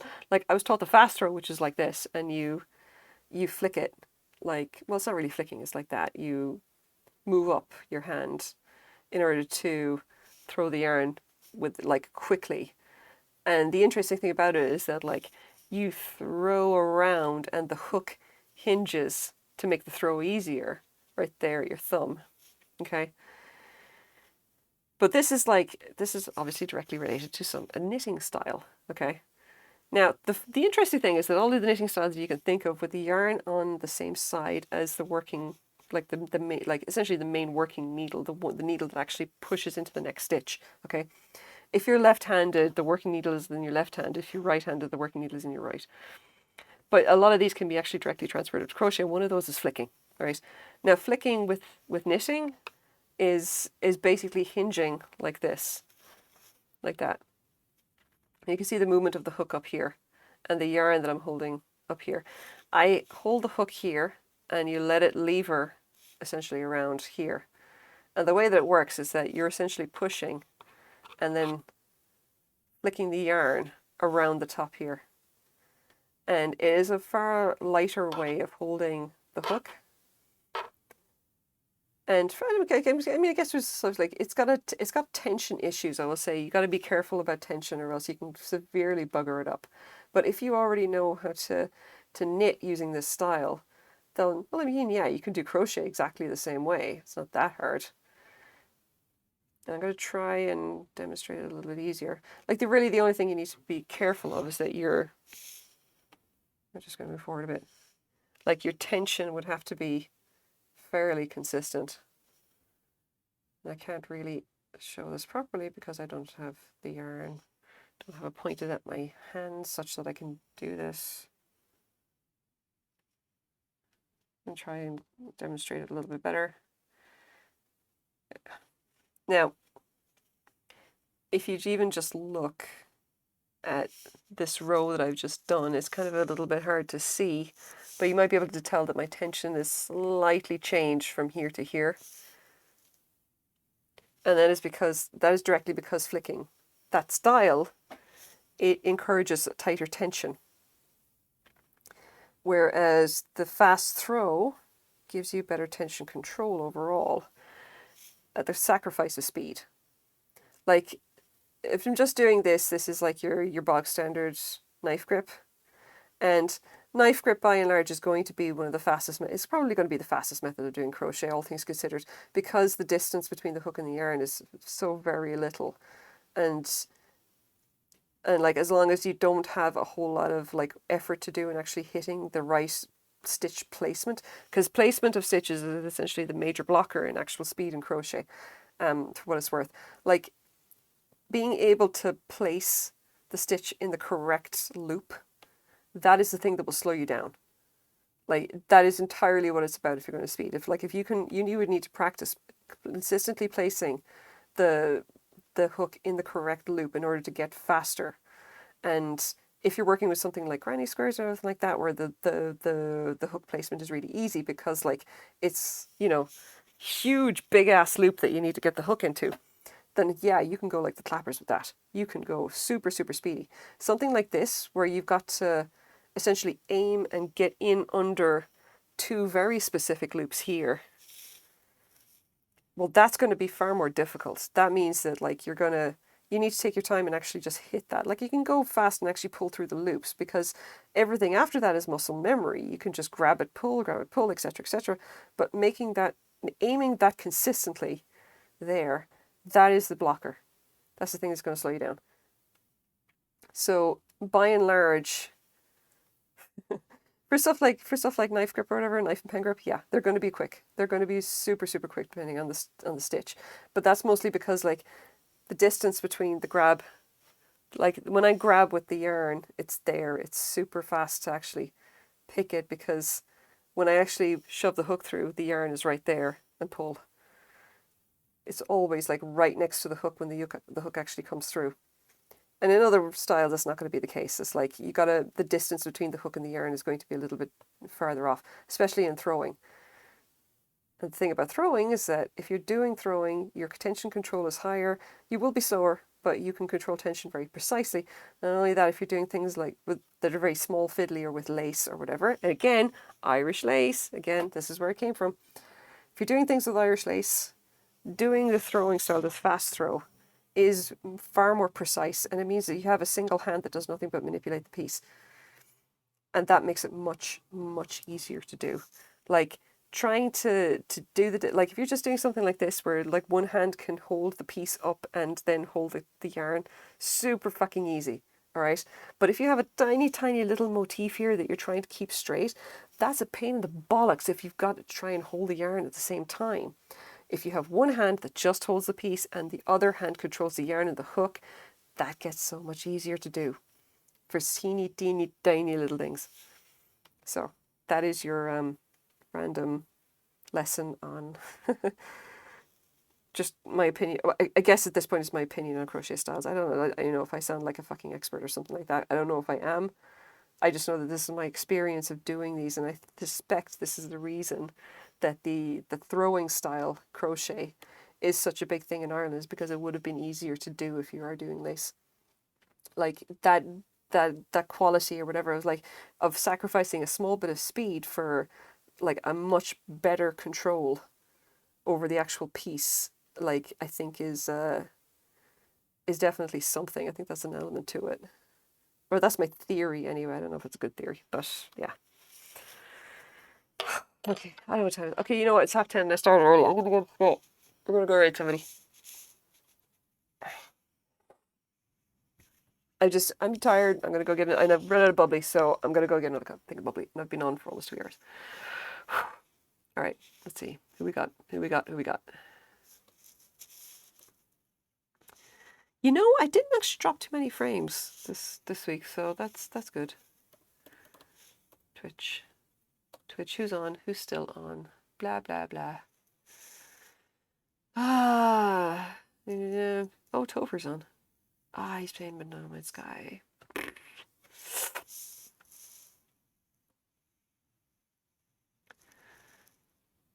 Oh, I wonder. Yeah, you know what? I wonder if Snow is still. Yeah, Snow is still on. I could just go and raid her. Oh. All right, kitties, we're gonna go and raid Snow Peep. Fuck it. I'm gonna go hang out with her for a bit. I'm just tired. I'm tired. I'm tired, and I want to just go. I want to go get some more. I'm gonna go get some more bubbly, and I'm gonna go chill for a bit, and I'm gonna hang out crochet with Snow Peep. It'll be fine. All right. How do I do the thing? Raid Snow Peep. Did that work? There we go. Great. Okay, take it easy, guys.